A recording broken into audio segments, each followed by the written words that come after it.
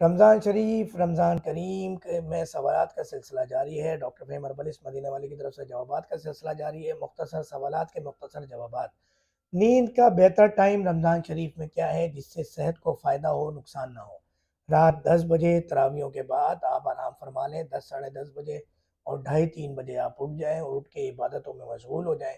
اشراق کے بعد دوسرا ایک ٹائم ہے جو آج سویا جا سکتا ہے، اور سوئیں نہیں تو بہتر ہے آپ فجر کے بعد اور اشراق کے بعد سوئیں۔ 2-3 گھنٹے 4 گھنٹے سویا جا سکتا ہے، جو ٹائم آپ کے پاس اویلیبل ہے، آپ کی صحت کو نقصان نہیں ہوگا۔